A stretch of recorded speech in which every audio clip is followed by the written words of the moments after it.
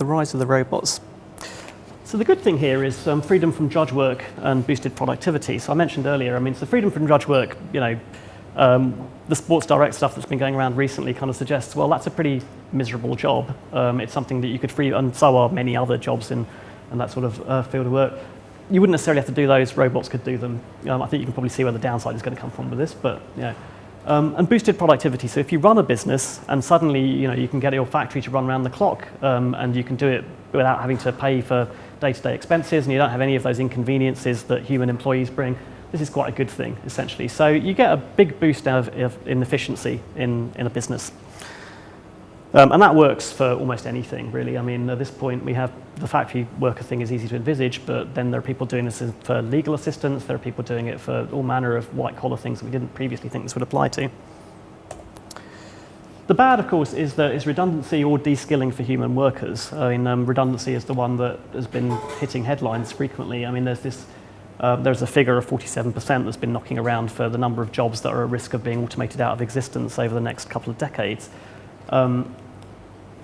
De-skilling is sort of the corollary to that, which is the idea that actually those jobs that are left are not necessarily going to be very good. They might be the bits that machines still can't do but aren't particularly great.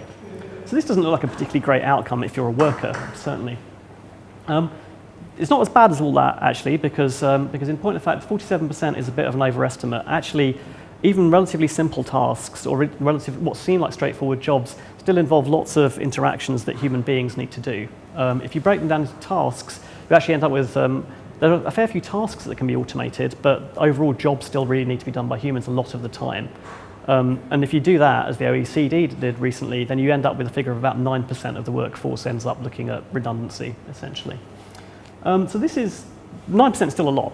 So then you get to the social context for this, and the point that's been the one solution that's been proposed to this sudden influx or efflux of workers from the workforce is to bring in basic income, which is, I don't know how many of you will have come across this, but it's been burgeoning of late, which is the idea that basically you pay everybody a certain amount of money to live, basically by virtue of being born in the country that they are born in, or having whatever rights they do.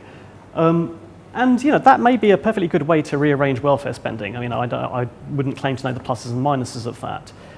It does, however, it is open to the criticism that it's a cop-out, that essentially you're just saying, well, we can't think of anything to do with these people, so we'll just pay them some money to essentially go away and live their lives. There is an alternative, which is capital investment, essentially, which is upskilling. And this is something that doesn't really come up so often because the narrative is so strongly driven at the moment by the economics of the argument that essentially, economically speaking, if you presume that we continue on the same basis that we do at the moment, that this is the only logical outcome, is that you will continue to replace workers, and you could do so to some arbitrary level because clearly the technology is not going to get, well, I don't think the technology is going to get worse. So I think, yes, you could talk about the time horizon, but in principle, there probably isn't really much of a cap if you're sufficiently determined and you want to take out a certain chunk of your workforce. The question is what you do with those savings. You could just take them as savings, and you could say, well, that's great, it's improved my profit margin by X%. Or you could reinvest it in capital, in research, in your workforce.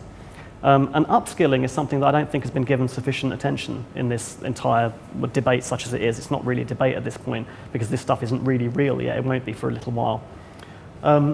But the idea that you can, so essentially, you can make workers more productive by using the same tools that you can use, well, not the same tools, but tools that are related to the ones you could use to put them out of work.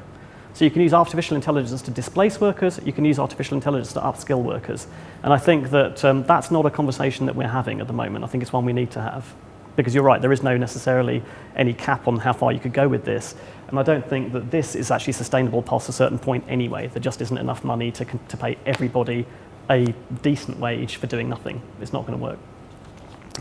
At some level, the welfare budget, that might work, but not as a general panacea.